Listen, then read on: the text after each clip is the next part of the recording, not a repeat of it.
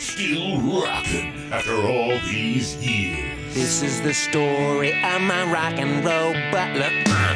This is it, the show that started it all. Often imitated, but never equal. From San Francisco, USA. Online since 2004. It's the one and only Rock and Roll Geek Show.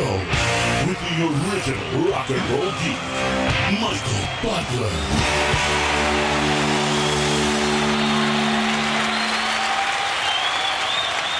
Welcome to the Rock and Roll Geek Show. My name's Michael Butler. Thanks a lot for joining me. I really appreciate it. Today is Monday, August 29th, 2016, when I'm recording this show. It's 9:15 p.m. I just finished recording a Mad at Dad with my podcast mentor, Dave Slusher, and boy, am I beat. I was up all night. By the way, this is day 26 of the Dog Days of Podcasting, where a bunch of podcast nerds get together or separately and attempt to do a show a day for 30 days. And we're 26 days into it. I know Dave Slusher, my podcast mentor, is saying he'll be glad it's over, but I'm kind of enjoying doing the Dog Days of Podcasting. Last night I was up all night. The last episode I did was the dog was in labor. I was up all night because the dog had puppies. She had 2 puppies. We took her for an ultrasound a couple weeks ago. So we already knew that she was going to have 2 puppies. Man, I've never seen a dog have puppies before other than on video, and I certainly never had one of my dogs give birth. And this dog Lafitte, is so sweet. She's such a beautiful dog. She's a Saluki. It was really a beautiful thing watching especially a dog that I love so much, like Lafitte, give birth to puppies. It was really, it was amazing to watch. I'm getting choked up thinking about it. Actually, it was like having one of my kids being born. It was really awesome to watch. Enough of that. I don't want to sound like a pussy and start breaking down and crying. It was really awesome. And both puppies she had a male and a female. First one that came out was a female. Cutest little thing ever. And as soon as Lafitte saw, she was screaming and crying like she didn't know what was going on, why she was in so much pain. She's like, oh. And when that puppy came out, the head came out first, and we had a midwife lady come, or one of the Saluki owners come, and she was helping us do it because we didn't know what the hell we were doing. I'm so glad this woman came. I'm so grateful that she was there because I wouldn't have been able to handle it. I think my wife would have freaked out too. But once the puppy actually came out, the dog, Lafitte, looked at the puppy and she jumped up on the bed scared, what the hell is that? And she jumped up on the bed, and I took the puppy and stuck it on her tit, and the puppy started sucking her tit, and immediately Lafitte laid down and she realized what was going on. Her instincts took over. It was really a sweet sight to watch. Really sweet. All right. That's not what this show is about. I have a show review. I'm beat, man. I'm on no sleep. So I'm going to play this show review, and we're going to get the hell out of here. We'll get to your fucking precious little shit list when we're good and fucking ready to. And now it's time for another show review on the Rock and Roll Geek Show. Nice production. I'm taking it to an L7 show review. Crocker, hey, Steve. The Rock and Roll Roadrunner, coming to you from Atlanta, Georgia, with another show review. I hope I'm coming in loud and clear. I had a problem with my microphone that I had before, so I invested in a new one. And nice. It's a Samson Meteor mic. I hope you approve, and hope it's coming in nice and clear. As I might have mentioned, I think, on my Whitford St. Home review, The Masquerade, this was the final show. Actually, it was a festival. It was a 2-day festival, but this was the last hurrah for the club as it makes way for gentrification and condos. Right now, it just sticks out like a ugly duckling anyways because it's just surrounded by... Wasn't the Masquerade where I played with Exodus and Body Count? Was that the same place? New development inhabited by Google-esque douchebags. Yes. And being the last hurrah, they aptly titled this festival The Wrecking Ball. And while it said... By the way, the New Degeneration album, it's kind of in a way, it's a concept album. Every song is about the gentrification of New York City. So, yeah, I relate. You'd go. The business owners of this club were really super smart. In fact, I'm going to digress for a moment.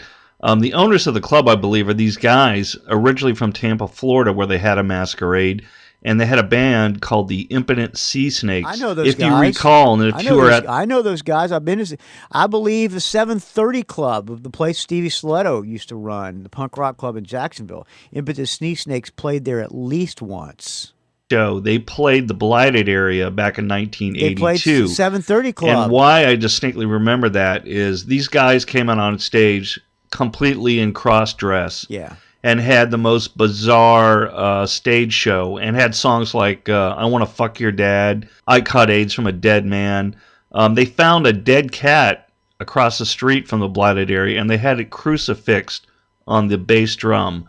So I totally remember that. And the bass player was dressed up as this like Nazi drag queen with black pump shoes and garter belts and stockings. It was really, really bizarre. Anyways, these guys moved on to Atlanta, and I believe they've owned the Masquerade ever since. So back to the here and now, they've actually been constructing a new Masquerade on the west side of town, which is going to open in a week. So they're down for a week, and then they're back again in a brand new facility. Much the same, heaven, hell, purgatory, 3 clubs, and trying to retain that original concept. So it'll be interesting when I go there for my first show, and I will definitely fill you in and hopefully give you a review from a show at the new and improved Masquerade. All right, back to the Wrecking Ball Festival. Tonight's show review is going to be for the headliner on Saturday, which was L7. I think it's probably a safe bet, Michael, that you know who L7 is. I know who L7 is, an all-girl band. I wasn't a huge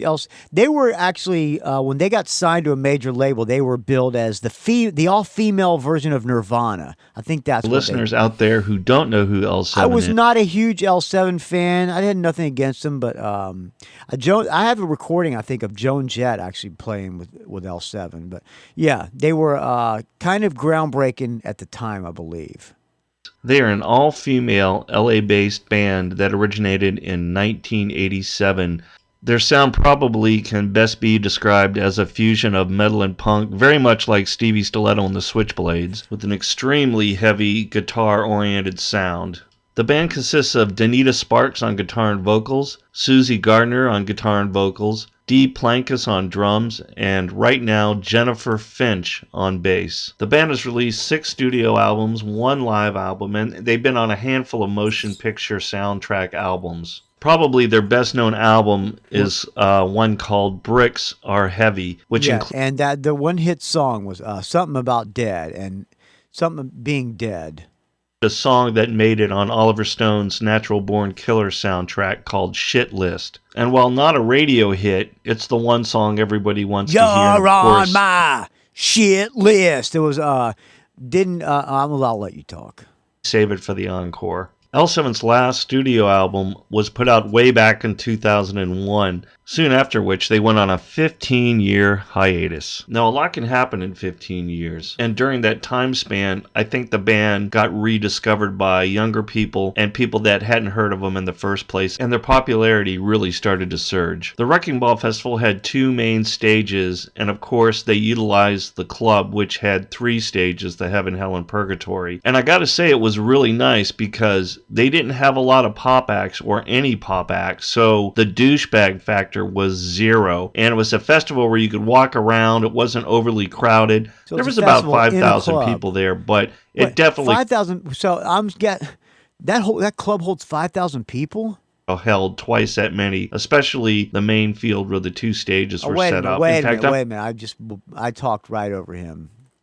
Included a song that made it on Oliver Stone's Natural Born Killer soundtrack called Shit List. And while not a radio hit, it's the one song everybody wants to hear, and of course, they save it for the encore. L7's last studio album was put out way back in 2001, soon after which they went on a 15-year hiatus. Now, a lot can happen in 15 years, and during that time span, I think the band got rediscovered by younger people and people that hadn't heard of them in the first place, and their popularity really started to surge. The Wrecking Ball Festival had 2 main stages, and of course, they utilized the club, which had 3 stages, the Heaven, Hell, and Purgatory. And I gotta say, it was really nice because they didn't have a lot of pop acts or any pop acts, so the douchebag factor was 0. And it was a festival where you could walk around. It wasn't overly crowded. There was about 5,000 people there, but it definitely could have held twice that many, especially the main field where the 2 stages were set up. In fact, I found it very easy to just walk up right to the rails for all the shows that I wanted to see. There were a lot of acts I'd never heard of, and I think the younger people were going to those. But I got to tell you, when L7 played, it was completely packed. I think just about everybody stayed around for this set. The band opened with a song called Death Wish, which was loud, heavy, with a very aggressive stage presence. These chicks kind of remind me of that show called Vikings. I don't know if you've ever seen Vikings, but it's a really great show. It's kind of like Game of Thrones. In the battle scenes, the Viking women fight alongside the men, and they're like fucking brutal, chopping off heads and slitting people's throats. It's like crazy. And these chicks on stage, they were like Vikings. Modern day Vikings, only instead of hatchets and swords and arrows, they had like rock guitars. They were like rock goddesses with like a ton of attitude. I'm sure Joan Jett and the Runaways and Lita Ford may be influences on them. And of course, I take it that Steve Crocker is a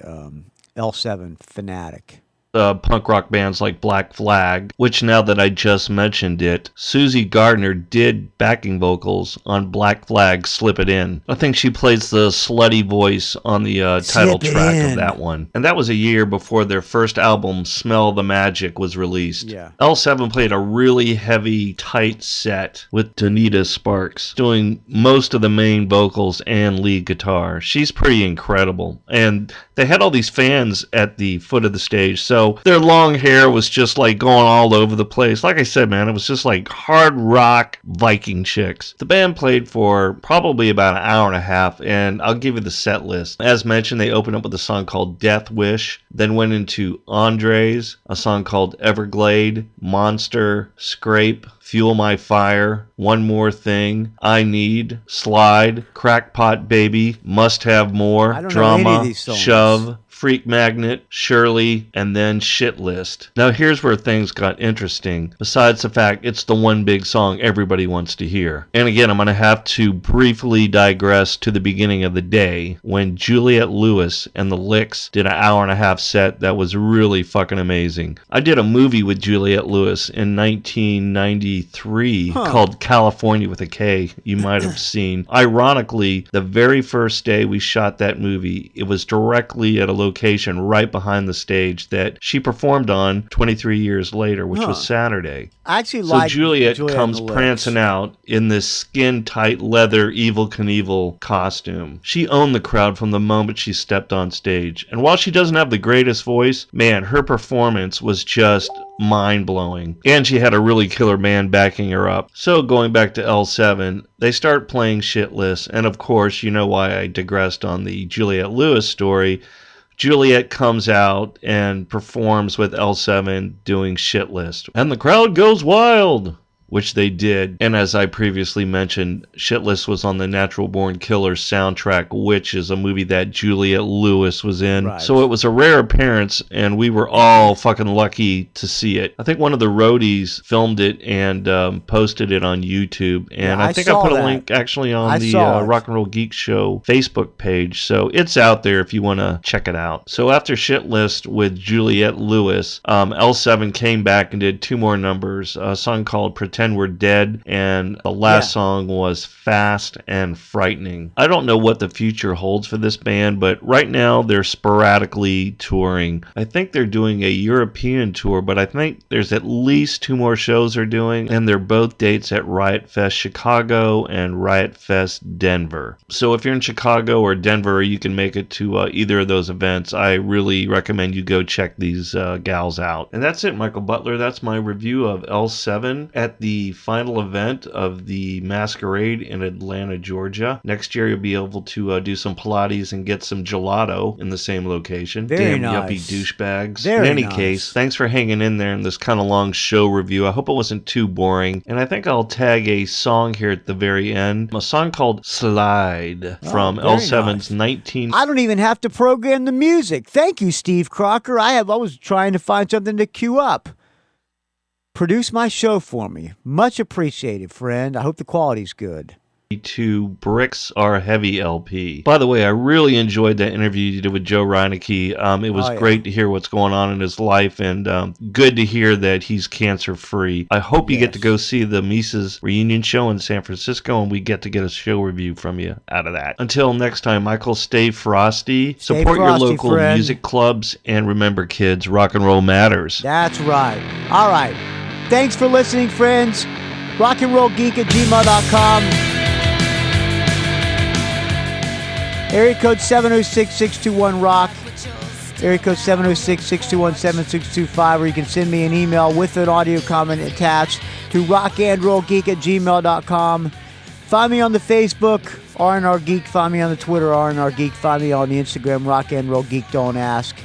And find this show at rockandrollgeek.com. Thanks for listening, friend. We'll talk to you tomorrow with day 27 of the Dog Days of Podcasting. Today's day 26.